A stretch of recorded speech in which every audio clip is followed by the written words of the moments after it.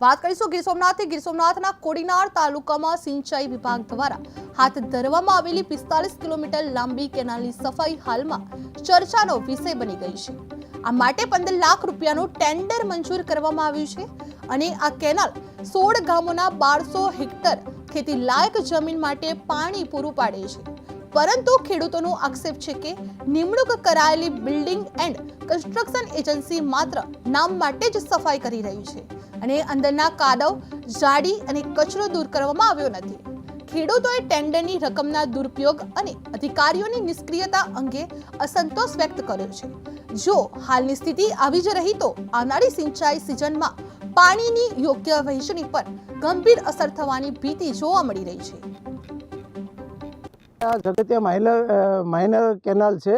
અમારે જે આ સિંગાવડા ડેમની ત્યાંથી પાણી સિંચાઈ વિભાગનું પાણી આવે છે ને કેનાલમાં સાફ સફાઈ જે કરવામાં આવે અંદાજિત 60 કિલોમીટરના રેશિયામાં આ કેનાલો છે, બરાબર।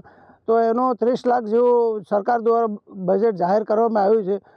જે કેનાલની ફરિયાદ છે અમારે જામવાળા ડેમમાં તો ભરપૂર પાણી છે, પાણી ખૂટે એમ નથી। પણ છેલ્લા 2-3 વર્ષથી જે પાણી આપવામાં આવે છે એને અગાઉ જે કેનાલ સાફ કરવાનો સરકાર દ્વારા કોન્ટ્રાક્ટ એજન્સીને આપવામાં આવે છે કે સાફ સફાઈ કરવા માટે સંપૂર્ણ રીતે સાફ થઈ જાય તો ખેડૂતોને પાણી પૂરતું મળી રહે।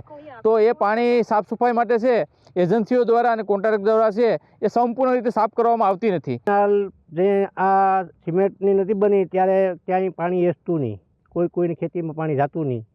જૂની કેનાલ હતી બહુ, આ બધી બનાવી ગયા આ કામકાજ કે અહીંથી ગાડીઓ નાખે નાળા લગણ, બીજે જે સવારે પાણી બંધ એક ટાઈમ નાખીને પાણી પાસે આગળ નાખી દે। એવું કરતાં કરતાં અમારે અહીં નેર પાડવો પડ્યો। આ નેરમાં 5 મોટરું પાણી હાલે, અમે આ નાળી ખુલી જાય ને એ નેરેથી પાણીને પછી બંધ કરી દઈએ। બાબા પાણી આવે છે પૂરતું પાણી આવે પણ પાણીમાં બગડે બહુ એમ। કેમ?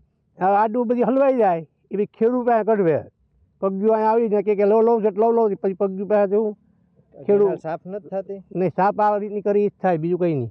આ માણસો સાફ કરવા માણસો નહીં, માણસો હતા 15-20 જણા, એ 2-5 કિલોમીટરમાં આમ કાપતા આવે, આ વાળી દીધા।